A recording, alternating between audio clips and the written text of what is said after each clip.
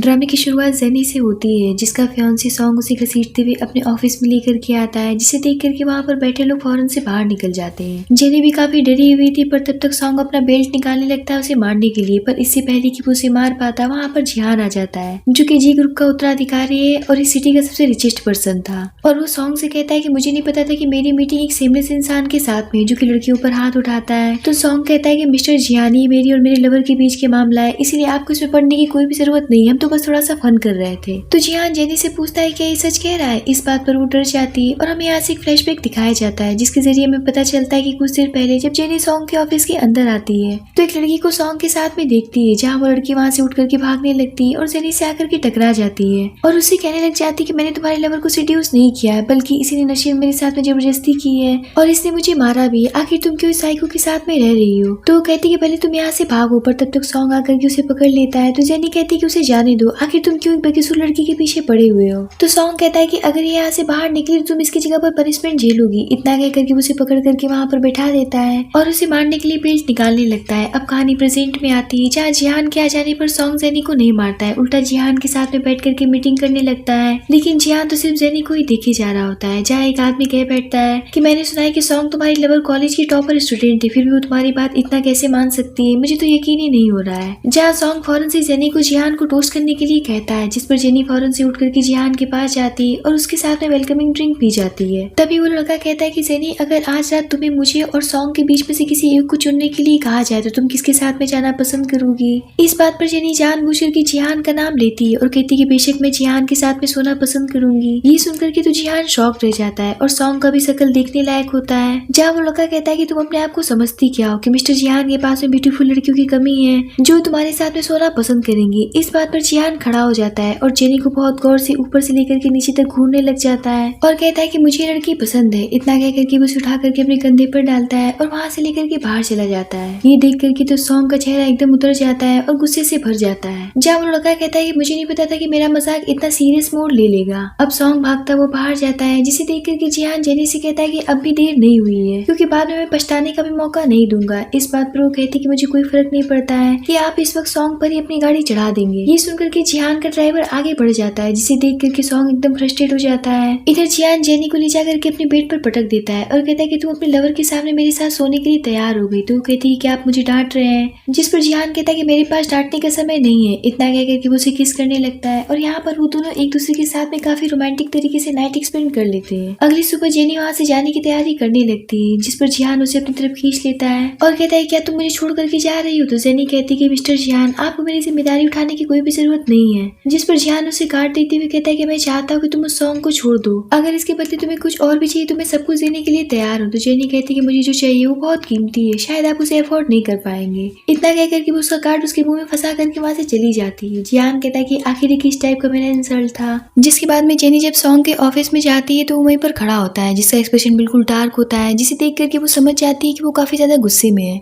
इसीलिए वो उसके सामने घुटने टेक करके बैठ जाती है, जहाँ सॉन्ग उससे पूछता है कि आखिर तुमसे किसने कहा था मिस्टर जिहान के साथ में जाने के लिए? जिस पर जेनी कहती है कि आपने मुझे रोका भी तो नहीं। इस बात पर उसे पकड़ करके टेबल की तरफ पुश करता है और कहता है कि अब देखो मैं तुम्हें किस टाइप की पनिशमेंट देता हूँ। इतना कह करके उसे हर्ट करने लगता है और फिर वो उससे कहता है कि तुम्हें क्या लगता है कि मिस्टर जिहान तुम्हें पसंद करते हैं? वो बस तुम्हें यूज करके छोड़ देंगे। और ये मत भूलो कि तुम्हारे खिलाफ मेरे पास बहुत सारे सबूत है, जिसकी वजह से तुम जेल जा सकती हो। इसीलिए आगे से मुझे क्रॉस करने की कोशिश मत करना, वरना मुझसे बुरा कोई भी नहीं होगा। इतना कह करके वो वहाँ से चला जाता है। इधर जिहान जेनी को पागलों की तरह ढूंढ रहा होता है, जहाँ उसे पकड़ करके कहता है कि तुम मेरे साथ में नाइट एक्सपेंड करने के बाद में इस तरीके से मुझसे अपना फेस छुपाते हुए भाग रही हो। तो जेनी कहती है कि लगता है कि मिस्टर जिहान आप फिर से मेरे साथ में नाइट एक्सपेंड करना चाहते हैं।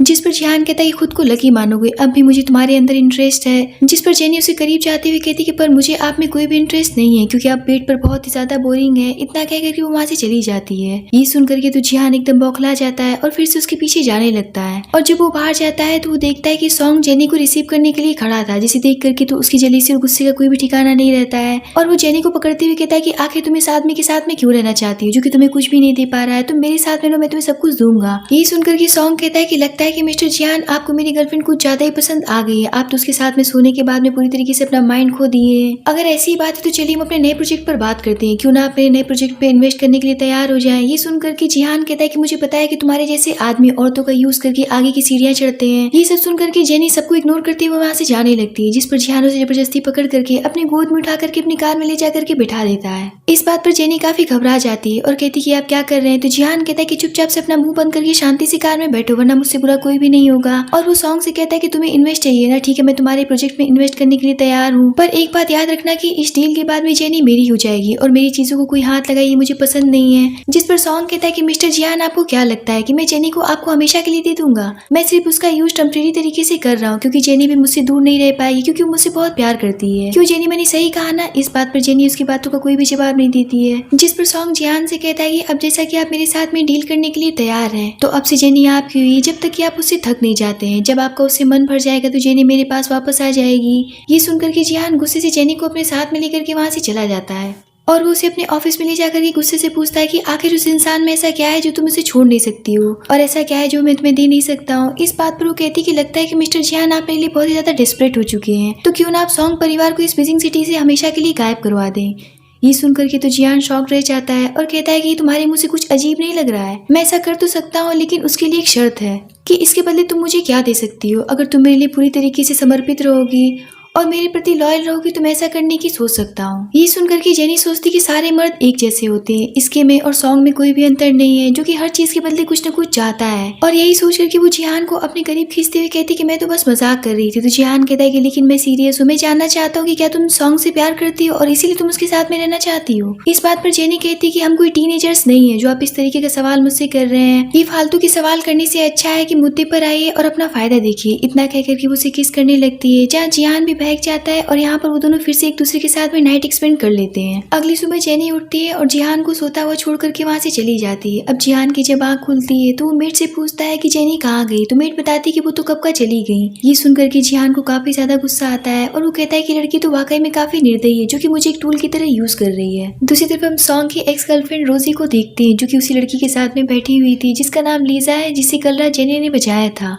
और यहाँ पर उससे पूछती है कल रात तुम अच्छे से सो भी पाई या नहीं, जिस पर लीजा कहती कि सब जेनी की मेहरबानी है, कल रात उसी ने मुझे बचाया था और सॉन्ग के कब्जे से निकाला था। जिस पर रोजी उसे बताती कि मैं बहुत पहले ही मर गई होती, क्योंकि सॉन्ग ने मुझे मार दिया होता, मैं भी इसी तरीके से पैसों पर रखी गई थी और मैं उसके जाल में पूरी तरीके से फंस गई थी। तभी लीजा देखती है कि उसके मोबाइल पर सॉन्ग की कॉल आने लगती है, जिसे देख करके वो बहुत बुरी तरीके से डर जाती है। तो रोजी कहती कि वो इतनी जल्दी और इतनी आसानी से तुम्हारा पीछा नहीं छोड़ने वाला है, जब तक कि वो तुम्हें पूरी तरीके से बर्बाद नहीं कर लेता है और यूज नहीं कर लेता है, क्योंकि उसकी नजरों में हम लड़कियां सिर्फ एक टॉय के समान है जिसे वो यूज करता है। और आज उसी की वजह से मेरे पैर खराब हो गए, क्योंकि मैंने उसके खिलाफ आवाज उठाने की कोशिश की थी। मैंने उसके खिलाफ बहुत सारे सबूत इकट्ठा किए थे और पुलिस स्टेशन लेकर के जा रही थी, लेकिन इससे पहले कि उसने मेरा एक्सीडेंट करवा दिया, जिसकी वजह से मेरे पैर खराब हो गए। ये सुनकर के लीजा और भी ज्यादा डर जाती है और कहती है फिर हम क्या करेंगे। जिस पर रोजी कहती है कि हम सब एक साथ मिलकर के कुछ कर सकते हैं, क्योंकि ये किसी एक के बस का काम नहीं है। तभी वहाँ पर जेनी आती है और लीजा से पूछती कि तुमने क्या सोचा, क्या तुम उसके खिलाफ सबूत मुझे दोगी। जिस पर वो कहती कि मुझे नहीं देना है, क्योंकि मुझे बहुत डर लग रहा है कहीं वो मुझे मार न डाले। तो जेनी कहती कि अगर तुम उसके खिलाफ सबूत नहीं भी दोगी तब भी वो तुम्हें नहीं जाने देगा, इसलिए तुम अच्छी तरीके से सोच लो।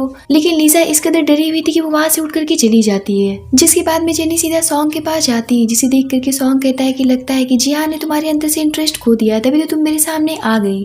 तो एक काम करो कि हम सभी को अच्छे से आज रात खुश कर दो। ये सुनकर के जेनी को गुस्सा आता है और वो कहती है कि लगता है कि तुम्हारा अकल ठिकाने पर नहीं है, मैं अभी भी जिहान की वुमेन हूँ, वो इतनी जल्दी मेरे अंदर से इंटरेस्ट नहीं खो सकता है। और अगर आज रात मैंने तुम्हारे कहने पर तुम्हारे भाइयों को और तुम्हें खुश करने की कोशिश की, तो अगली सुबह के लिए तुम तैयार रहना कि जिहान तुम्हारे साथ में क्या करेगा। ये सुनकर के सॉन्ग खड़ा हो जाता है और कहता है कि लगता है कि तुम्हारी हिम्मत कुछ ज्यादा ही बढ़ गई, इसलिए तुम मुझे जिहान की धमकी दे रही हो। जिस पर जेनी कहती है कि तुम्हें जिहान से डरना चाहिए, क्योंकि वो तुम्हारे साथ में कुछ भी कर सकता है और तुम सब कुछ खो सकते हो। जेनी की इस तरीके की बातें सुनकर के सॉन्ग को बहुत ही ज्यादा गुस्सा आता है और उसके पास जाकर के उसे गुस्से से पकड़ता है। तो जेनी कहती कि अगर तुमने मेरे शरीर पर एक भी निशान छोड़ा तो जिहान को जवाब देने के लिए तैयार रहना। जिस पर सॉन्ग कहता कहता है कि मुझे जियान से वो बड़ा प्रोजेक्ट चाहिए, इसीलिए चुपचाप से मेरे साथ में कोऑपरेट करो, वरना ये मत भूलना कि तुम्हारे खिलाफ मेरे पास मर्डर के सबूत हैं, जिसकी वजह से तुम जेल जा सकती हो। इतना कहकर के वो उसे छोड़ देता है, जिस पर जेनी कहती है कि ठीक है, मैं बात को समझ गई। इतना कहकर के वो वहाँ से चली जाती है। पर वो जैसे ही बाहर निकलती है तो जियान अपने फ्रेंड के साथ में वहाँ पर खड़ा होता है और वो सॉन्ग के ऑफिस से उसे निकलता हुआ देख करके काफी ज्यादा जेलस फील करता है और उसे काफी ज्यादा गुस्सा आता है और वो गुस्से से उसका हाथ पकड़ते हुए कहता है कि लगता है कि तुम्हें मेरी बात समझ में नहीं आई, तुम यहाँ पर सॉन्ग से मिलने के लिए क्यों आई थी।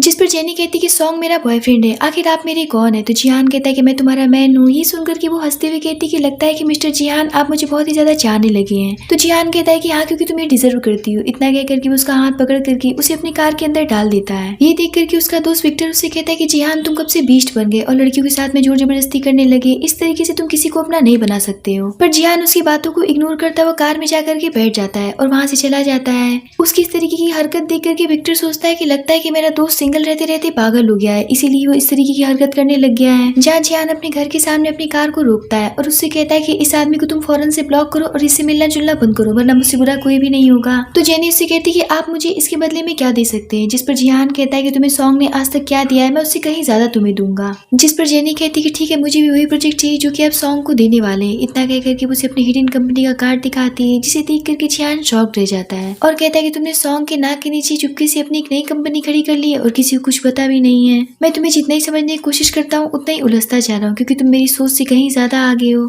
जिस पर जेनी कहती है कि अगर ये प्रोजेक्ट आप मुझे दे देते हैं तो सॉन्ग और उसके फादर एक बड़ी परेशानी में पड़ जाएंगे और मैं यही तो चाहती हूँ। तो जियान कहता है कि मुझे ऐसा क्यों लगता है कि तुमने मुझसे कॉन्टेक्ट सिर्फ इसीलिए किया है ताकि तुम सॉन्ग से किसी बात का बदला ले सको। तो वो कहती है कि इस बात से आपको कोई भी लेना देना नहीं है, आखिर आप मेरी हेल्प करना भी चाहते हैं या नहीं करना चाहते हैं। तो जियान कहता है कि मैं तुम्हारी हेल्प करने के लिए तैयार हूँ, लेकिन मेरी कुछ शर्तें हैं कि तुम मेरी हर एक बात मानोगी और मुझे छोड़ करके कहीं भी नहीं जाओगी, और सारी चीजें तुम्हारे परफॉर्मेंस पर निर्भर करेगा कि मैं तुम्हारे लिए क्या क्या कर सकता हूँ। जो भी कुछ तुम चाहोगे मैं वो सब कुछ तुम्हारे लिए करने के लिए तैयार हूँ। जिस पर जेनी कहती है कि सारे अमीर मर्द एक जैसे होते हैं जो कि औरतों को अपने इशारों पर नचवाना चाहते हैं, उनमें से आप भी एक हैं। इतना कह करके वो उसके करीब जाने लगती है और यहाँ पर वो दोनों एक बार फिर से कार में ही नाइट स्पेंड कर लेते हैं।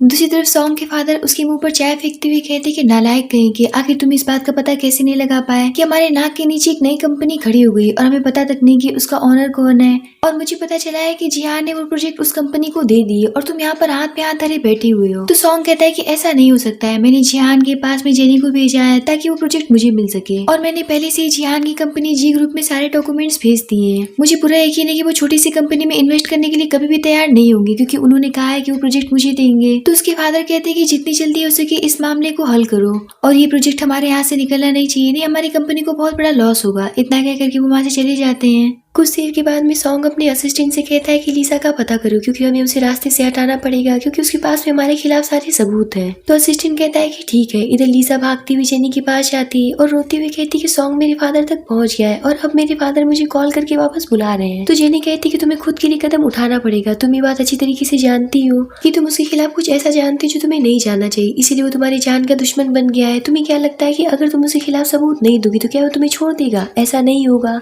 वो तब भी तुम्हें मार डालेगा। ये सुनकर लीसा और भी ज्यादा डर जाती है और वहाँ से भाग जाती है, पर वो अभी उसके खिलाफ सबूत नहीं देती। अब जेनी के पास में कोई भी ऑप्शन नहीं बचता है सिवाय जियान की, इसीलिए वो उसे कॉल करके लीसा को सिक्योरिटी दिलाती है ताकि सॉन्ग उसे नुकसान न पहुंचा सके। जहाँ अगले दिन जियान का असिस्टेंट आकर के उसे बताता है कि सॉन्ग लीसा को पागलों की तरह ढूंढ रहा है। तो जियान कहता है कि पता करो कि लीसा के पास में आखिर ऐसा क्या है जिसकी वजह से सॉन्ग इतना परेशान है, और क्या जेनी के बारे में कुछ पता चला। तो असिस्टेंट बताता है कि जेनी के फादर अभी भी जेल में है, पर जल्दी वो रिहा हो जाएंगे, और हमें पता चला है कि लीसा ने खुद उन्हें जेल भिजवाया था घरेलू हिंसा के जुर्म में। इतना कहकर के वो वहाँ से चला जाता है। जियान सोचता है कि जेनी जब इतनी स्ट्रॉन्ग है और उसने 3 साल पहले अपनी कंपनी तक खड़ी कर ली है, फिर वो सॉन्ग जैसे इंसान के साथ में आके क्यों रहना चाहती है, ऐसी क्या मजबूरी है। तभी वहाँ पर सॉन्ग जियान से मिलने के लिए आता है और कहता है कि मैं यहाँ पर उस प्रोजेक्ट के बारे में बात करने के लिए आया हूँ, क्योंकि मुझे पता चला है कि आप उस प्रोजेक्ट को किसी छोटी कंपनी को देने वाले हैं, लेकिन इस बात से हम दोनों का ही नुकसान होगा, खास करके मैं लॉस में चला जाऊंगा। और रही बात उस लड़की की जिसे आपने सिक्योरिटी दी है, वो तो बस मुझे फंसाना चाहती है, मुझसे बदला लेना चाहती है। आप तो ये बात अच्छी तरीके से जानते कि हमारे टाइप के अमीर आदमी को फंसाने के लिए इस टाइप की लड़कियां क्या क्या करती हैं। जियान उसकी बातें काफी ध्यान से सुन रहा होता है और कहता है कि मुझे ऐसा क्यों लगता है कि तुम बहुत ही ज्यादा हैंडसम हो, तभी तो इतनी सारी लड़कियां तुम्हारे चारों तरफ जाल बिछाना चाहती हैं। वो एक तरीके से सॉन्ग को कमेंट करता है। सॉन्ग कहता है कि मैं बस इतना कहना चाहता हूँ कि आप इन सभी मामलों से दूर रहिए, मेरी गर्लफ्रेंड आपके पास में, तो आप उसके साथ में मजे करिए और वो प्रोजेक्ट मुझे दे दीजिए, और जब आपका जेनी से मन भर जाएगा तो उसे मुझे वापस से सौंप दीजिएगा। इतना कह करके वो वहाँ से चला जाता है। ये सुन करके तो जियान का पारा हाई हो जाता है और और वो कहता है कि इतना घटिया इंसान मैंने अपनी पूरी जिंदगी में नहीं देखा है, लगता है कि वो भी मुझे जानता नहीं कि मैं कितना बुरा इंसान हूँ। इधर जियान के फादर जेनी को पर्सनली मिलने के लिए बुलाते हैं और उससे कहते हैं कि मैंने सुना है कि तुम्हारे फादर जेल में और तुम एक घटिया फैमिली से बिलोंग करती हो, फिर तुम मेरे बेटे जियान को अपनी जाल में क्यों फंसा रखी हो। तो जेनी कहती कि मैंने ऐसा कुछ भी नहीं किया है, बल्कि जियान ही मेरे पीछे पड़े हैं। तो वो कहते कि इसका मतलब कि तुम खुद को बेकसूर कह रही हो, पर याद रखना कि अगर मेरे इन्वेस्टिगेशन में तुम गलत साबित निकली तो अच्छा नहीं होगा। तभी वहाँ पर जियान आता है और कहता है कि आखिर आपने जेनी को यहाँ पर क्यों बुलाया। तो उसके फादर कहते कि तुम ऐसे 2 टके की लड़की के साथ में रह करके अपना समय बर्बाद नहीं कर सकते हो, जबकि तुम ये बात अच्छी तरीके से जानते हो कि तुम इससे शादी नहीं कर सकते हो। तो जियान कहता है कि किसने कहा कि मैं इससे शादी नहीं कर सकता हूँ। इतना कहकर के वो जेनी को अपने रूम में लेकर के चला जाता है और उसे जबरदस्ती किस करने लग जाता है, जिस पर जेनी उसे खुद से दूर करते हुए कहती कि लगता है कि आप पागल हो गए हैं। तो जियान कहता है कि तुम सॉन्ग से शादी सिर्फ इसलिए करना चाहती हो ना क्योंकि तुम अमीर परिवार की बहू बनना चाहती हो। तो वो कहती कि हाँ मैं ऐसा ही चाहती हूँ, तो फिर इसमें गलत क्या है। तो जियान कहता है कि फिर ठीक है चलो मैं तुम्हारी तमन्ना पूरी कर देता हूँ क्योंकि मैं सॉन्ग से कहीं ज्यादा रिच हूँ। तो वो कहती कि लगता है कि आप सच में पागल हो चुके हैं। तो जियान कहता है कि अभी तुमने मेरा पागलपन देखा ही कहाँ है। इतना कहकर के उसे अपने साथ ले जाता है और उसके साथ में नाइट स्पेंड कर बैठता है। अगली सुबह जेनी की जब आंख खुलती है तो उसके पास में एक कॉल आता है जहाँ उसे पता चलता है कि जियान ने उसी कंपनी में इन्वेस्ट करने से इनकार कर दिया है। ये सुनकर के जेनी बौखला जाती है और फौरन से जियान के ऑफिस पहुंच जाती है और उससे कहती है कि आखिर आप अपनी बातों से कैसे मुकर सकते हैं। तो जियान कहता है कि मेरी एक शर्त है, तुम इस रिंग को पहन करके मुझसे शादी करनी पड़ेगी और मेरी वाइफ बनना पड़ेगा, फिर मैं तुम्हारे लिए सब कुछ करने के लिए तैयार रहूंगा। इस बात पर जेनी कहती कि आपको क्या लगता है कि मैं आपसे शादी करके पिंजरे में बंद आपकी कैनरी बनना पसंद करूंगी, ऐसा कभी भी नहीं होगा। इतना कहकर के वो उस रिंग को फेंक करके वहाँ से जाने लगती है। इस बात पर जियान उसे पकड़ करके कहता है क्या तुम्हें इज्जत रास नहीं आती है जो तुम उस सॉन्ग के मिस्ट्रेस बन करके रहना चाहती हो, आखिर उसके अंदर ऐसा क्या है जो मेरे पास नहीं है। इतना कहकर के वो उसे किस करने की कोशिश करता है जिस पर जेनी उसके लिप पर बाइट कर लेती है और कहती है बदमाश कहीं के। तो जियान कहता है कि अभी तुमने बदमाशी देखी ही कहाँ है, अगर मैं तुम्हें बदमाश लगता हूँ तो फिर ठीक है, अगर तुमने मुझसे शादी नहीं की तो पहले तो मैं तुम्हारी कंपनी बर्बाद करूंगा। दूसरा मैंने सुना है कि सॉन्ग लीसा को पागलों की तरह ढूंढ रहा है और लीसा मेरे पास में, अगर मैंने उसे उसके हवाले कर दिया तो फिर क्या होगा। इतने पर उसे एक जोरदार थप्पड़ लगा देती है। फिर वो सोचती कि जियान एक बहुत पावरफुल इंसान है, वो कुछ भी कर सकता है, इसीलिए वो उसे शादी करने के लिए तैयार हो जाती है। तो जियान कहता है कि गुड गर्ल। इतना कहकर कि उस रिंग को उठा करके जेनी के हाथ में पहनाते हुए कहता है कि इसे उतारने की हिम्मत भी मत करना वरना इसका अंजाम बहुत बुरा होगा। इतना कहकर कि उसे अपने साथ ले जाकर के मैरिज ब्यूरो में शादी कर लेता है जहाँ जेनी अपने हाथ में मैरिज सर्टिफिकेट लेते हुए कहती कि क्या आपको डर नहीं लगता है, अगर मैं चाहूँ तो आपसे तलाक लेकर के आपकी आधी संपत्ति हड़प सकती हूँ। तो जियान कहता है कि मुझसे शादी करने का मतलब है कि नो डिवोर्स, विधवा होने के बाद ही तुम मुझसे दूर जा सकती हो। तो वो कहती कि पहले तो मुझे लीसा से मिलना है, जिस पर जियान अपने आदमी को कॉल करता है जहाँ उसे पता चलता है कि लीसा तो गायब है। ये सुनकर कि जियान कहता है कि क्या बकवास है, फौरन से उसे ढूंढो। पर ये सब जानने के बाद में जेनी उसके ऊपर बहुत बुरी तरीके से भड़क जाती है और कहती है कि मुझे लगा था कि लीसा आपके अंडर में काफी सेफ है, पर मुझे क्या पता था कि आप ही उसे मार डालेंगे। जिस पर जियान कहता है कि क्या बकवास कर रही हो, लीसा सॉन्ग की एक मामूली सी लवर है और तुम मुझ पर इतना बड़ा इल्जाम लगा रही हो। इस बात पर वो गुस्सा होकर के वहाँ से चली जाती है। तभी जियान के पास में उसके फादर की कॉल आती है कि तुम्हारी मदर सीढ़ियों से गिर गई है। ये सुनकर वो काफी परेशान हो जाता है और भागता हुआ अपने घर पहुंचता है। पर वो जैसे ही अपनी मदर के रूम में जाता है, मेड बाहर से दरवाजा को लॉक कर देती है जहाँ उसे एक अनजान लड़की मिलती है जिसे उसके फादर ने शादी के लिए अरेंज किया था। इधर जेनी लीसा को कंटिन्यू कॉल की जा रही होती है पर उसको कॉल रिसीव नहीं कर रही होती है। पर तभी वो देखती है कि लीसा तो टेरेस पर खड़ी है, जिसे देख करके वो फौरन से भागती हुई ऊपर जाती है जिसकी हालत सॉन्ग ने काफी खराब कर रखी थी। और वो उसे कहती है कि तुमने मेरी बहुत मदद की है पर अब मैं बहुत थक चुकी हूँ इन सभी चीजों से और सॉन्ग मेरे साथ में ये सब करता रहेगा, इसीलिए अब मैं जीना नहीं चाहती हूँ। इतना कह करके वो वहाँ से कूदने वाली होती पर जेनी उसे पकड़ लेती। तभी वहाँ पर हान का फ्रेंड विक्टर और असिस्टेंट दोनों ही आ जाते हैं जहाँ असिस्टेंट कहता है कि मुझे नहीं पता था कि सॉन्ग इन्हें इस कदर चोट पहुंचाएगा और हमारी सिक्योरिटी तक फेल हो जाएगी। इतने पर वहाँ पर सॉन्ग भी लीसा का पीछा करते हुए आ जाता है और कहता है कि तुम अभी तक मरी नहीं, मुझे लगा कि तुम कहीं से कूद गई होगी। ये सुनकर के जेनी लीसा से कहती कि तुम डरना मत, जल्दी पुलिस आने वाली है जो कि इस राक्षस को ले जाकर के सजा देगी।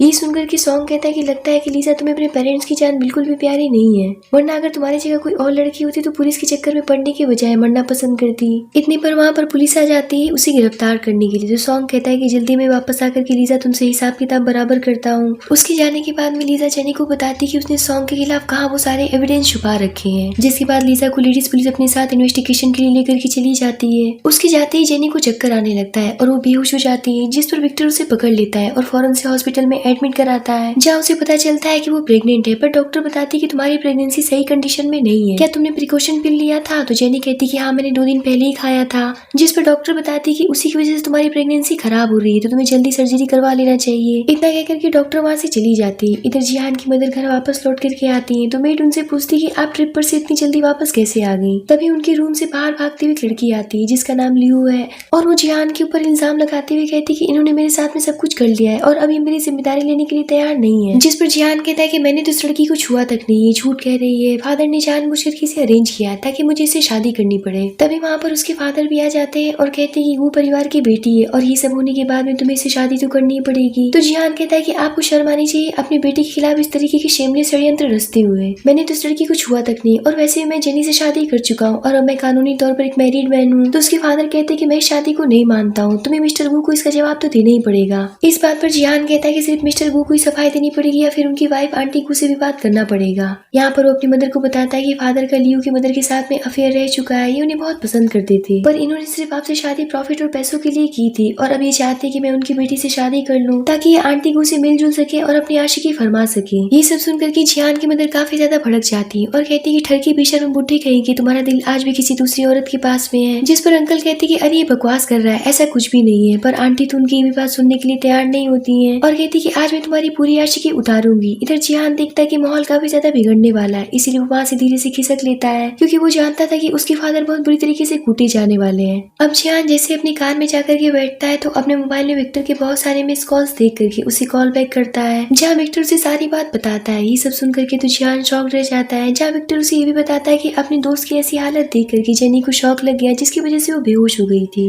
मैं अभी अभी उसे हॉस्पिटल में एडमिट करा करके आ रहा हूँ। ये सुनकर के जिहान कहता है कि सारी गलती मेरी ही है, मैं आ रहा हूँ। पर जैसे जिहान अस्पताल पहुंचता है तो जेनी वहाँ से डिस्चार्ज हो चुकी थी। इधर जेनी उन सारे एविडेंस को कलेक्ट कर लेती है, जिसे देख करके रोजी कहती है कि सारे एविडेंस पर्याप्त नहीं है सॉन्ग को सजा दिलवाने के लिए, क्योंकि वो बहुत पावरफुल इंसान है। अब हमें ऐसा लगता है कि हम उसे जीत नहीं पाएंगे। तो जेनी कहती है कि ऐसा नहीं हो सकता है, मैं उसे जीतने नहीं दूंगी। इतना कह करके वो वहाँ से चली जाती है और सीधा सॉन्ग के पास जाती है और उससे कहती है कि अब तो तुम लोगों की जिंदगी के साथ में खेलना बंद कर दो, वरना सजा भुगतने के लिए तैयार रहना। इस बात पर सॉन्ग भड़क जाता है और उसे बहुत बुरी तरीके से मार पीट देता है और उसे कहने लग जाता है कि वो वीडियो चुपचाप से मेरे हवाले कर दो जो कि लीजा ने तुम्हें दिया था, जिसमें कि मेरे और मेरे फादर के खिलाफ सारे सबूत है। इतने पर जेनी के आदमी आकर के सॉन्ग को पकड़ करके उससे दूर करते हैं, जहाँ जेनी उठ करके लैंप में से कैमरा निकालती है और कहती है कि अभी भी जो तुमने मेरे साथ में किया है वो सारा कुछ इसमें रिकॉर्ड हो चुका है। इस बात पर सॉन्ग कहता है कि तुम्हें क्या लगता है कि तुम मेरे घर में कैमरे इंस्टॉल करके बहुत ही ज्यादा इंटेलिजेंट अपने आप को समझने लग गई हो? ये तो बस मैंने छोटा मोटा सा कांड किया है, जल्दी मैं जेल से फिर से वापस से बाहर आ जाऊंगा। तो जेनी कहती कि छोटा मोटा कांड तुमने नहीं किया, तुम्हें पता भी है कि मैं प्रेग्नेंट हूँ और तुम्हारी वजह से मैंने अपनी प्रेगनेंसी खो दी है, ये एक तरीके का अपराध माना जाएगा। ये सुनकर के तो सॉन्ग का फेस फीका पड़ जाता है और वो पूरी तरीके से बौखला जाता है। इतने पर वहाँ पर जिहान आ जाता है और जेनी की ऐसी कंडीशन देख करके वो सॉन्ग को एक जोरदार किक मारता है, जिस पर सॉन्ग कहता है कि षड्यंत्रकारी औरत है, ये बस तुमको यूज कर रही है, मैं इसको बहुत अच्छी तरीके से जानता हूँ, इसके सारे राज भी जानता हूँ। पर तभी जेनी अपने पेट को पकड़ते हुए कहती कि जिहान, सॉन्ग ने तुम्हारी बेबी का काम तमाम कर दिया है। ये सुनकर के तो जिहान शॉक रह जाता है क्योंकि उसे उसकी प्रेगनेंसी के बारे में जरा सा भी अंदाजा नहीं था,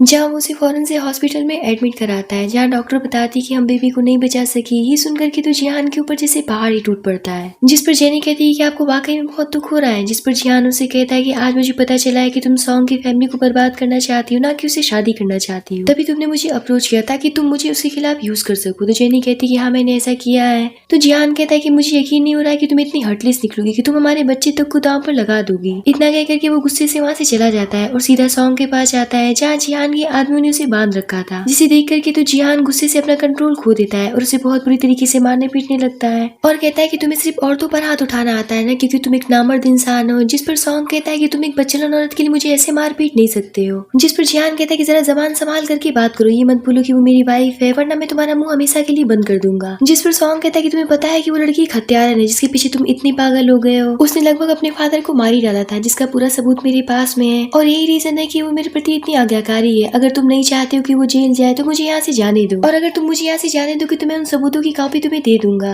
ताकि तुम भी उसे ब्लैकमेल करके अपने काबू में रख सको। इस बात पर जिहान का गुस्सा फूट पड़ता है और वो उसे फिर से मारने पीटने लगता है, पर विक्टर उसे रोक करके कहता है कि जिहान तुम अपने हाथ में कानून नहीं ले सकती हो, इसीलिए इसे पुलिस के हवाले कर दो और उन्हीं पर छोड़ दो। जिस पर जिहान रुक जाता है और अचानक से सॉन्ग को छोड़ने की बात कर देता है, जिसे सुनकर के सभी शॉक्ड रह जाते हैं। तो विक्टर कहता है कि क्या बकवास कर रहे हो, ये एक अपराधी है। तो जिहान कहता है कि मैंने कहा ना कि इसे जाने दो, क्योंकि मेरे जी ग्रुप का और इसे किन परिवार आपके साथ में बिजनेस कॉन्ट्रैक्ट कई सालों से चल रहा है, तो मैं इतनी सी बात के लिए इसे जेल नहीं जाने दे सकता हूँ। ये सुनकर के तो सॉन्ग काफी खुश हो जाता है। जहाँ जियान उसे कहता है कि याद रखना कि जेनी के खिलाफ कुछ भी करने की कोशिश भी मत करना, वरना मुझसे बुरा कोई नहीं होगा। तो सॉन्ग कहता है कि मेरा मुंह तब तक बंद रहेगा जब तक कि तुम मेरे खिलाफ नहीं जाते हो। इतना कहकर के वो वहाँ से चला जाता है, जिस पर विक्टर कहता है कि तुमने उसे क्यों जाने दिया, जबकि तुम ये बात अच्छी तरीके से जानते हो कि जेनी तुम्हें इस बात के लिए कभी भी माफ नहीं करेगी। तो जियान कहता है कि जेल की सजा उसके लिए बहुत कम है, मैं चाहता हूँ कि उसे इससे भी बड़ी सजा मिले। इधर असिस्टेंट जेनी को मेंशन से बाहर नहीं जाने दे रहा होता है, क्योंकि उसे जियान का ऑर्डर था कि जेनी को मेंशन से बाहर नहीं जाने देना है। जहाँ वो असिस्टेंट से पूछती है क्या जियान ने सॉन्ग को जेल भेजा या नहीं, जिस पर असिस्टेंट बताता है कि मैं ये सब नहीं जानता हूँ। ये शब्द सुनकर के वो समझ जाती है कि जियान ने सॉन्ग को छोड़ दिया है, और अब जब वो छूट गया है तो सबकी जान खतरे में है। इधर सॉन्ग के फादर जियान के फादर से मिलने के लिए जाते हैं और बताते हैं कि आपके बेटे ने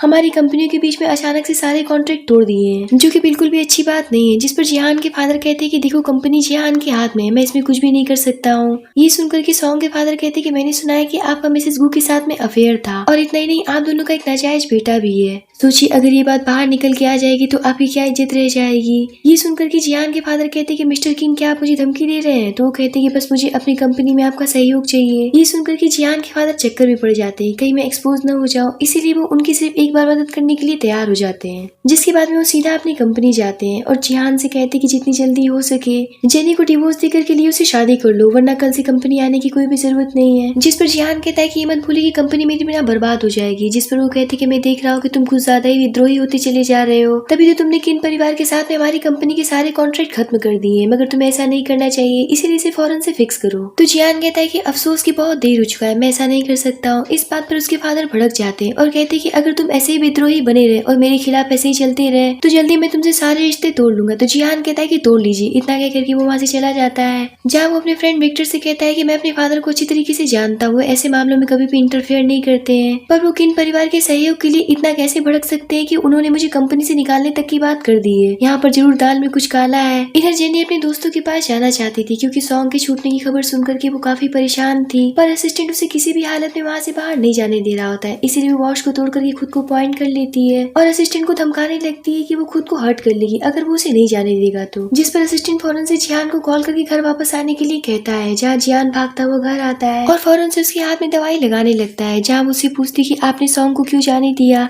तो जियान कहता है कि तुम मुझसे इसे पूछने का हक खो चुकी हो, क्योंकि जब तुमने हमारे बच्चे की जान जोखिम में डाल दी और तुमने मुझसे एक भी बात करना जरूरी नहीं समझा, तो तुम मुझसे अब आगे से कोई भी उम्मीद मत करना। जिस पर जेनी उसे पॉइंट करते हुए कहती है कि मुझे यहाँ से जाने दीजिए, वरना मैं आपको भी मार सकती हूँ। तो जियान कहता है कि पागल मत बनो, तुम्हारी फ्रेंड्स एकदम सेफ है। तो वो कहती है कि मुझे आप पर भरोसा नहीं, क्योंकि मैंने आप पर एक बार भरोसा किया था और आपकी वजह से लीजा की जान खतरे में पड़ गई थी। तो अगर आप ये बात साबित करना चाहते तो मेरी फ्रेंड को कॉल लगाइए। जिस पर जियान कहता है कि ठीक है। इतना कह करके वो उसकी फ्रेंड को कॉल लगाता है, जिसकी आवाज सुनकर के जेनी चौंक जाती है और इसी बात का फायदा उठा करके जियान उसके हाथ से वो ऑब्जेक्ट लेकर के फेंक देता है और कहता है कि तुम्हारे पास मुझ पर भरोसा करने के अलावा और कोई दूसरा रास्ता नहीं है। तो वो कहती कि ना तो अब मैं आपके ऊपर भरोसा कर सकती हूँ और ना ही मैं अब आपकी बात मानूंगी, क्योंकि मुझे पता है कि आपके फादर ने आपको कंपनी से निकाल दिया है, इसलिए आप यूजलेस हो चुके हैं। इस बात पर जियान उसे गले से लगा लेता है और कहता है कि मैं जल्दी सब कुछ ठीक कर दूंगा, प्लीज ऐसा मत कहो। तो वो कहती कि मुझे आपसे तलाक चाहिए। इस बात पर जियान उसे पकड़ करके रूम में ले जाता है और कहता है कि मैंने कहा ना कि जल्दी मैं सब कुछ ठीक कर दूंगा, कंपनी मेरे पास वापस आ जाएगी। तो जेनी कहती कि आखिर आप अपने फादर के खिलाफ मेरे लिए क्यों जाना चाहते हैं? आपके फादर ने मेरी वजह से आपको कंपनी से बाहर निकाल दिया, मैं जानती हूँ कि मैं आपके लायक नहीं हूँ। तो जियान कहता है कि आखिर तुम इतनी हर्टलेस कैसे हो सकती हो कि मेरा यूज करने के बाद में तुम इस तरीके से मुझे छोड़ने की बात कर रही हो। तो जेनी कहती है कि आखिर आप मुझे यहाँ पर कब तक कैद करके रखेंगे, मुझे जाने दीजिए। तो जियान कहता है कि पहले तुम्हें गुड रेस्ट की जरूरत है, इसलिए तुम्हें आराम करना चाहिए। इतना कह करके वो वहाँ से चला जाता है और सीधा जेनी की फ्रेंड रोजी के पास जाता है, जहाँ रोजी कहने लग जाती है कि आपने सब कुछ बर्बाद कर दिया, आपने जेनी को अपने पास रखने के लिए हमारी कंपनी तक में इन्वेस्ट नहीं किया, जिसकी वजह से हमारी कंपनी लॉस में चली गई और हमारे इतनी सालों की मेहनत बर्बाद हो गई, जिसके बाद में आपने कंपनी को बड़ी बेरहमी से खरीद लिया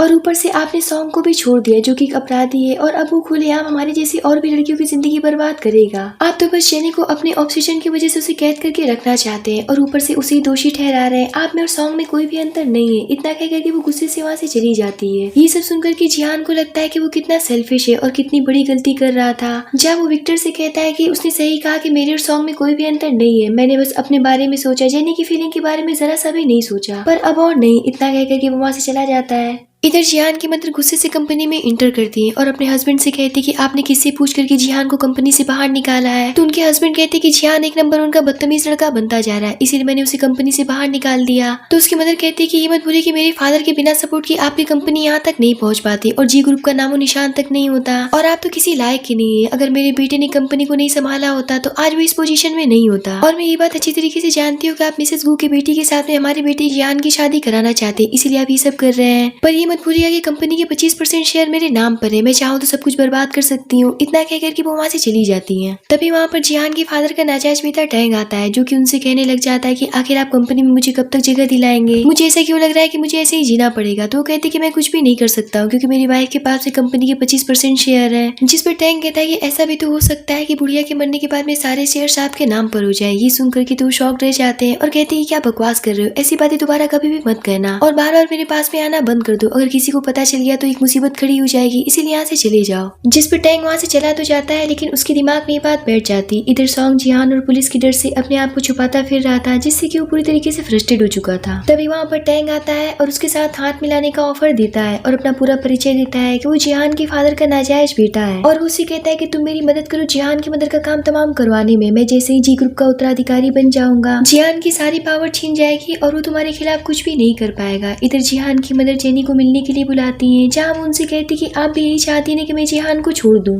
तो उसकी मदर कहती कि मैं ऐसा इसलिए नहीं चाहती कि मैं तुम्हें पसंद नहीं करती हूँ, मैं ऐसा बस इसलिए कहना चाहती हूँ कि तुम दोनों का रिश्ता जबरदस्ती का है जिसमें तुम खुद भी नहीं रहना चाहती हो और तुम्हारा कोई सपोर्ट करने वाला भी नहीं है। तो जेनी कहती कि मैं जल्दी जिहान को छोड़ दूंगी। जिस पर उसकी मदर कहती कि मैं तुम्हें घर पैसा कार सब कुछ देने के लिए तैयार हूँ। तो जेनी कहती कि मुझे कुछ भी नहीं चाहिए, बस ये सारे सबूत आप सॉन्ग के खिलाफ पुलिस तक पहुंचा दीजिएगा। ये देख करके आंटी काफी इंप्रेस हो जाती है कि जेनी पैसों की ग्रेडी लड़की नहीं है। अब जैसे ही वो दोनों रेस्टोरेंट से बाहर निकलती है आंटी के ऊपर सॉन्ग का आदमी हमला कर देता है, पर जेनी उसे पकड़ लेती है और आंटी को बचा लेती है। जिस पर वो आदमी वहाँ से पकड़ी जाने के डर से भाग खड़ा होता है, जहाँ आंटी फौरन से उसे अस्पताल लेकर के जाती है और उसके हाथ पर पट्टी करवाती है और उनकी जान बचाने के लिए उसे बहुत धन्यवाद करती है। जहाँ जेनी कहती कि भला आपको कौन मारना चाहता है, क्या आपको किसी के ऊपर शक है। तो वो कहती कि मैं इस बात का अपने तरीके से पता लगवाऊंगी, पर ये बात जिहान को मत बताना। तो जेनी कहती है कि ठीक है। अब अगले दिन सॉन्ग का आदमी जाकर के उसे बताता है कि जिहान की मदर को हम नहीं टपका पाए, उन्हें मारना बहुत मुश्किल है और हाँ आपके फादर को पुलिस पकड़ करके ले गई क्योंकि उनके खिलाफ किसी ने सारे सबूत पुलिस तक पहुंचा दिए थे। ये सुनकर के सॉन्ग पूरी तरीके से बौखला जाता है, जहाँ उसका आदमी उसे कहता है कि अब हम आपका और साथ नहीं दे सकते, बेहतर ये हो कि आप कंट्री छोड़ करके भाग जाइए वरना पुलिस आपको भी ले जाएगी। सॉन्ग कहता है कि अगर मैंने जिहान की मदर का काम तमाम करवा दिया तो टैंग मुझे बचा लेगा और यही सोच करके वो जेनी को कॉल करता है। तो जेनी कहती है कि तुम्हारी हिम्मत भी कैसी होगी मुझे कॉल करने की, क्या तुम्हें डर नहीं लगता है कि मैं तुम्हें भी जेल भिजवा सकती हूँ। तो सॉन्ग कहता है कि बकवास करना बंद करो, ये मत बोलो कि तुम्हारे खिलाफ मेरे पास सबूत है। वो कहते हैं कि हम तो सनम डूबेंगे तुम्हें भी साथ ले डूबेंगे। वैसे मैं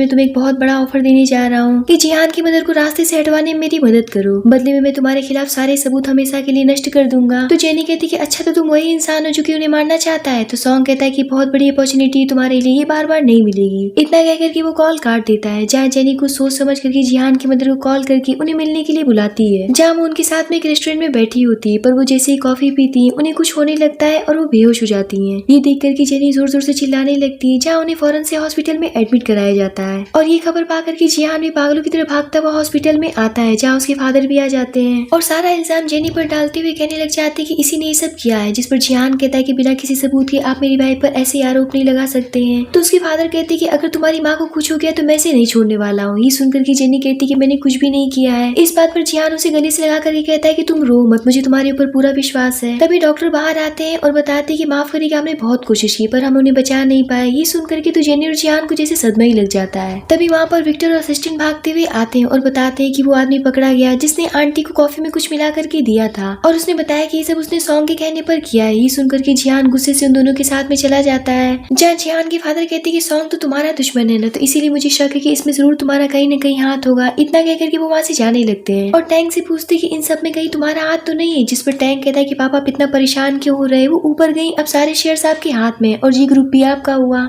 और अब यही समय है, मुझे आप उत्तराधिकारी घोषित कर दीजिए और जिहान की जगह लेने दीजिए। ये सुनकर के उसके फादर कहते हैं कि इसका मतलब ये सब तुम ही नहीं किया है ना। तो टैंक कहता है कि वैसे भी आप मेरी माँ से प्यार करती थी ना कि उस औरत से। तो उसके फादर कहते हैं कि बकवास करना बंद करो और यहाँ से चलो। इतना कहकर के वो दोनों वहाँ से चले जाते हैं। इधर जिहान जब घर वापस लौट करके आता है तो वो जेनी से कहता है कि सॉन्ग ने मुझे बताया है कि उसने तुम्हारे खिलाफ सबूत मिटाने की डील की थी, जिसके बदले में तुमने मेरी माँ को अकेले में बाहर बुलाया था ताकि वो उनका काम तमाम कर सके। प्लीज जेनी एक बार कह दो कि इन सब में तुम्हारा कोई भी लेना देना नहीं है। तो जेनी कहती कि सब आपकी वजह से हुआ है, अगर आप पहले ही सॉन्ग को जेल भिजवा दिए होते तो मुझे आपकी मदद से मदद ना लेनी पड़ती। हाँ, मैंने उन्हें बुलाया था क्योंकि मैं सॉन्ग से छुटकारा पाना चाहती थी। ये सुनकर कि जियान को बहुत ही ज्यादा हर्ट फील होता है और वो कहता है कि फाइनली तुमने अपना गोल अचीव कर लिया, क्योंकि सॉन्ग के ऊपर वो हत्या का शक है जिसकी वजह से वो जेल में सड़ने वाला है। पर मैं इस बात से बहुत ज्यादा हैरान हो गई, क्या वास्तव में तुम्हारे पास दिल नाम की कोई भी चीज नहीं है? तो वो कहती कि हाँ, मैं हार्टलेस हूँ और अब मैं आपसे डिवोर्स चाहती हूँ। तो जियान कहता है कि ठीक है, इस बार मैं कुछ भी नहीं कहूंगा। जहाँ अब जियान फाइनली उसे डिवोर्स दे देता है, तभी उसके पास में सॉन्ग की कॉल आती है जो कि उसे मिलने के लिए बुलाता है। जहाँ जियान उससे फौरन से मिलने के लिए चला जाता है, जिसे देख करके सॉन्ग कहता है क्या तुम्हें डर नहीं लगता है कि तुम मुझसे अकेले मिलने के लिए चले आए? तो जियान कहता है कि मेरी जिंदगी में डर नाम की कोई भी चीज एग्जिस्ट नहीं करती है। तो सॉन्ग कहता है कि अगर मैं जेल जाऊंगा तो मैं तुम्हें भी मार डालूंगा। इतना कह करके वो आगे बढ़ता है, पर इससे पहले पुलिस आकर के उसे पकड़ लेती है। जियान कहता है कि तुमने 4 सालों तक जेनी को ब्लैकमेल किया है उसके खिलाफ सारे सबूतों का यूज करके, पर उसने हार नहीं मानी। उसने वो सब किया और लड़ती रही और आखिरकार उसने अपना गोल हासिल कर ही लिया। और अब देखो तुम जेल जा रहे हो हमेशा के लिए। जहाँ पुलिस उसे पकड़ करके अपने साथ लेकर के चली जाती है, तभी वहाँ पर असिस्टेंट भागता हुआ आता है और बताता है कि आपके फादर कंपनी में कुछ बड़ा अनाउंसमेंट करने वाले हैं, क्योंकि उन्होंने बोर्ड मीटिंग में ये बात कही है। इस बात पर जियान अपने फादर के पास जाता है और उनसे कहता है कि माँ का अभी तक अंतिम संस्कार भी नहीं हुआ है और आपने अपना रंग दिखाना शुरू कर दिया। तो वो कहते कि देखो तुम्हारी माँ चली गई और उनके शेयर सब मेरे नाम पर हो गए हैं, क्योंकि मरने से पहले उन्होंने कोई वसीयत नहीं बनवाई थी। तो आज मैं ये अनाउंस करना चाहता हूँ कि टैंक मेरा बेटा है और अब से इस कंपनी का उत्तराधिकारी यही है। इस बात पर जियान का खून ही खोल रहा होता है, पर वो चुप रहता है। लेकिन एम्प्लॉयज चुप नहीं रहते हैं और वो कहने लग जाते हैं कि भला आप अपनी कंपनी को अपने नाजायज बेटे को कैसे सौंप सकते हैं, ये तो सही नहीं है। और वैसे भी ये कंपनी जियान के नाना जी के सपोर्ट से खड़ी हुई और आगे बढ़ी है। जियान अपने फादर से कहता है कि मुझे यकीन नहीं हो रहा कि आप इतनी घटिया इंसान निकलेंगे। जिस पर टैंक कहता है कि अब तुम यहाँ से निकल जाओ। वैसे भी फादर मेरी माँ से प्यार करते थे, ना कि तुम्हारी माँ से। उन्होंने तुम्हारी माँ से शादी सिर्फ फायदे के लिए की थी। इतने पर वहाँ पर लियू आती है और जियान के फादर से कहती है आज मुझे पता चल गया कि आखिर आप मेरी शादी जियान के साथ में क्यों करवाना चाहते थे, क्योंकि मेरी माँ के साथ में आपका अफेयर था। तभी मिस्टर गू अपनी वाइफ को घसीटते हुए लाते हैं और जियान के फादर की तरफ उन्हें पुश कर देते हैं। जहाँ वो उनसे कहती है कि मेरे हस्बैंड को हमारे बारे में सब कुछ पता चल गया है। तो जियान के फादर कहते हैं तो क्या हो गया जान, वैसे भी मेरी वाइफ मर चुकी है, तुम इस आदमी को डिवोर्स दे तो मैं तुमसे तुरंत ही शादी कर लूंगा। इस बात पर मिस्टर गू फायर हो जाते हैं और कहने लग जाते हैं कि मुझे यकीन नहीं हो रहा है कि मैं इतने सालों से एक बच्चलन और धोखेबाज औरत के साथ में रह रहा था, जिसका अफेयर तुम्हारे जैसे बदबूदार जंगली आदमी के साथ में था। जिस पर टैंक कहता है कि अब से आपका कोई भी रिश्ता मेरी माँ के साथ में नहीं है, क्योंकि मेरे फादर उनके लवर है, इसलिए यहाँ से निकल जाइए वरना मुझसे बुरा कोई भी नहीं होगा। ये सब देख करके लियो कहती कि मुझे आपको अपनी माँ कहने में शर्म आ रही है, मैं आपसे नफरत करती हूँ। इतना कह करके वो वहाँ से चली जाती है। ये सब देख करके तो जियान भी शॉक रहता है और ताली बजाते हुए कहने लग जाता है कि कमाल हो गया, ना जाने मुझे क्या क्या देखना पड़ रहा है, इससे पहले मैं मर क्यों नहीं गया। ये सुन करके तो टैंक उसे धमकाने लगता है। तभी वहाँ पर जियान की मदर की एंट्री होती है जो कि जिंदा थी, जिन्हें देख करके सभी शॉक रह जाते हैं। जियान को तो समझ ही नहीं आ रहा होता कि आखिर वो कैसे रिएक्ट करे। यहाँ पर हमें पता चलता है कि जेनी और जियान की मदर ने मिलकर के नाटक किया था अपने प्लान के मुताबिक, ताकि वो सबकी सच्चाई सामने ला सके। प्रेजेंट टाइम में अंकल की लवर उनसे कहती कि अब क्या होगा, आपकी वाइफ तो जिंदा है। तो अंकल कहते कि क्या फर्क पड़ता है, मेरे पास जितने भी शेयर्स है मैं टैंक के नाम कर दूंगा। तो जियान की मदर कहती कि अफसोस कि आप ऐसा नहीं कर सकते। इतने पर वहाँ पर पुलिस आती है और टैंक को पकड़ लेती है, क्योंकि सॉन्ग ने कन्फेस किया था कि टैंक ने जियान की मदर को मारने के लिए उसे उकसाया था और सारा प्लान उसी का था। जहाँ पुलिस उसे पकड़ करके अपने साथ लेकर के चली जाती है, तभी जियान की मदर अपने हस्बैंड से साइड होकर के कहती है कि तुमने शादी के टाइम पर एक कॉन्ट्रैक्ट साइन किया था जिसमें साफ लिखा था कि अगर तुम भविष्य में मुझे कभी भी चीट करते हो तो तुम्हें इस कंपनी से बेदखल कर दिया जाएगा। तो अब से तुम्हारे यहाँ पर कुछ भी नहीं है। जिस पर वो कहते कि तुम मेरे साथ में ऐसा कैसे कर सकती हो, हम दोनों इतने सालों से एक दूसरे के साथ में रह रहे हैं। जिस पर वो कहते कि तुम एक बेवफा और धोखेबाज इंसान हो, मैं तुम्हें कभी भी माफ नहीं करूंगी। यहाँ पर वो काफी ज्यादा इमोशनल हो जाती है। तो जियान उनसे कहता है कि माँ भी इस नीच आदमी को डिवोर्स दे दीजिए, मैं आपके साथ में हूँ। तो वो कहती कि तुमने ठीक कहा, मैं इसे जल्दी ही डिवोर्स दूंगी। यहाँ पर मिस्टर गो भी कहते कि मुझे भी इस बुढ़िया से डिवोर्स चाहिए। अब ये दोनों कैरेक्टरलेस इंसान एक साथ में रहने वाले हैं। इतना कहकर के वो वहाँ से चले जाते हैं। इधर जेनी की आंटी उसे बताती है कि आज तक तुम यही सोचती आ रही थी कि तुम्हारे फादर तुम्हारी माँ को मारते पीटते थे, इसीलिए वो घर छोड़ करके भाग गई और आज वो कहीं पर अच्छी जिंदगी जी रही होंगी, पर ऐसी बात नहीं है। पुलिस ने जब जांच की तो तुम्हारी मदर की बॉडी घर के पीछे वाले कुएं में उन्हें मिली थी, क्योंकि तुम्हारे फादर ने नशे में आकर के गलती से उनका काम तमाम कर दिया था। ये सब सुनकर के तो जेनी के ऊपर जैसे पहाड़ ही टूट पड़ता है और वो रोने लग जाती। तो आंटी कहती कि रो मत, मैं तुम्हारे पास में हूँ। और जो सॉन्ग ने सबूत तुम्हारे खिलाफ पुलिस को दिए थे, उस वीडियो में साफ दिख रहा है कि तुमने खुद को डिफेंस करने के लिए अपने फादर को हिट किया था, इसलिए तुम्हारे ऊपर कोई भी केस नहीं बनता है। इतना कहकर के वो उसे अपने साथ लेकर के चली जाती है। जिन्हें जाता हुआ जियान अपने कार में बैठ करके देख रहा होता है। तो विक्टर कहता है कि आखिर तुम उससे जाकर की बात क्यों नहीं करते हो। तो जियान कहता है कि शायद अब वो मुझे कभी भी नहीं देखना चाहती। तो विक्टर कहता है कि ऐसे हार तुम्हें नहीं मानना चाहिए। अपनी दोस्त की बातों से उसे काफी ज्यादा हिम्मत मिलती है और वो जेनी के पीछे चला जाता है, जहाँ जेनी अपने पुराने घर में जाकर के फूट फूट कर रो ही रही होती है। इतने पर वहाँ पर जिहान पहुंच जाता है और उससे पूछता है कि तुम ठीक तो हो ना। फिर वो अचानक से रुक जाता है और कहता है कि मुझे माफ कर देना, मैं तुम्हारा पीछा नहीं करना चाहता था, पर मुझे बहुत ही ज्यादा चिंता हो रही थी। इतने पर वो उसे गले से लगा करके और भी ज्यादा फूट फूट कर रोने लगती है और अपनी सारी कहानी उसे बताने लगती। उसे इस तरीके से रोता हुआ देख करके जिहान को काफी ज्यादा दुख होता है और वो किसी तरीके से उसे चुप कराता है और उसे पूछता है कि जेनी, क्या तुम मुझे एक और मौका दे सकती हो? चलो हम फिर से एक नई जिंदगी की शुरुआत करते हैं, मैं तुम्हारी जिंदगी खुशियों से भर दूंगा। जिस पर वो पीछे हटते हुए कहती है कि मैं किसी से प्यार नहीं कर सकती हूँ, मैं सिर्फ यूज करना जानती हूँ। तो जिहान पूछता है कि क्या सच में तुम्हारे दिल में मेरे लिए कोई भी फीलिंग्स नहीं है? तो वो कहती है कि माफ करिएगा, मैं सिर्फ आपका यूज कर रही थी, इसमें फीलिंग कहाँ से आ गई? इतना कह करके वो वहाँ से चली जाती है। लेकिन इस बात से जिहान टूट करके रह जाता है। जिसके बाद में ऐसे ही समय बीतता जाता है पर जिहान जेनी को भूल नहीं पाता है। उसे हर एक लड़की में जेनी नजर आती है। ये सब देख करके विक्टर भी काफी परेशान हो जाता है और उससे कहता है कि तुम पागल होते जा रहे हो, ये तुमने कैसी हालत अपनी बना रखी है। वैसे मैंने सुना है कि तुम्हारी मदर ने जेनी के विदेश जाने के लिए टिकट बुक की है। अगर तुम एक लास्ट बार और कोशिश करना चाहते हो तो अपनी मदर के सामने जाकर के उनसे रिक्वेस्ट करो जेनी के एड्रेस के लिए। ये सुनकर के जिहान फौरन से अपनी मदर के पास जा करके जेनी के एड्रेस के लिए गिड़गिड़ाने लगता है, जिस पर तरस खा करके उसकी मदर जेनी का एड्रेस उसे दे देती है। जहाँ जिहान उसके पास भागता हुआ जाता है, जिसे देख करके तो जेनी शॉक रह जाती है और पूछती कि आप यहाँ पर क्यों आए हैं? तो जिहान कहता है कि मेरी माँ को बहू और मुझे मेरी पत्नी वापस चाहिए। तो जेनी कहती है कि मुझे फिर से अपनी वाइफ बनाने के बाद में बहुत ही ज्यादा पछताएंगे। तो जिहान कहता है कि मैं मानता हूँ कि फर्स्ट टाइम मैंने जब तुम्हें देखा था तो मैं तुम्हारी तरफ अट्रैक्ट हुआ था, पर अब मैं तुमसे बहुत प्यार करने लग गया हूँ और मैं ये भी मानता हूँ कि तुमने मेरा यूज किया था जिसकी वजह से हमारा बेबी चला गया। पर मैं इस बात के लिए तुम्हारे ऊपर बिल्कुल भी गुस्सा नहीं हूँ, बस मुझे खुद पर गुस्सा आ रहा है कि मैंने तुम्हें अनसेफ फील करवाया जिसकी वजह से तुमने ऐसे कदम उठाए, क्योंकि मैं एक विश्वास पात्र हस्बैंड बन ही नहीं पाया जो कि तुम मुझसे कुछ शेयर कर पाती। मैं सच में तुम्हारे लायक नहीं हूँ, पर फिर भी मैं बेहतर बनने की कोशिश करना चाहता हूँ। जैसा तुम हस्बैंड डिजर्व करती हो मैं वैसा ही बनना चाहता हूँ। और मैं ये भी अच्छी तरीके से जानता हूँ कि तुम्हारे दिल में मेरे लिए फीलिंग्स है, क्योंकि तुमने अभी तक हमारी वेडिंग रिंग नहीं उतारी जबकि हमारा डिवोर्स हो चुका है। जिस पर जेनी कहती कि मैं बहुत अजीब लड़की हूँ, आप मेरे साथ में खुश नहीं रह पाएंगे। तो जिहान कहता है कि मुझे ये अजीब लड़की बहुत पसंद है। ये सुनकर ही वो स्माइल कर देती है। जिहान कहता है कि प्लीज मुझे एक मौका दो, तुम जैसा चाहोगे मैं वैसा बनने के लिए तैयार हूँ। तो जेनी कहती है क्या ऐसे बिना गिफ्ट के किसी लड़की को शादी के लिए प्रपोज करते हैं? तो जिहान कहता है कि घर चल करके मैं तुम्हें बहुत सारे गिफ्ट्स दूंगा, पर इस वक्त तुम मुझे ही अपना गिफ्ट समझ लो, क्या तुम इस गिफ्ट को एक्सेप्ट करोगी? इतने पर जेनी बहुत प्यार से जिहान के चीक पर किस करती है। इस बात पर जिहान उसे फौरन से हक कर लेता है। तभी पीछे से सभी वहाँ पर आ जाते हैं और उन्हें उनकी नई जिंदगी की शुरुआत के लिए ढेर सारा प्यार और शुभकामनाएं देते हैं। जहाँ जिहान भी जेनी को आई लव यू कहता है और एक प्यारी सी किस करता है और इसी प्यारी सी किस के साथ में इस ड्रामे की यहीं पर हैप्पी एंडिंग होती है।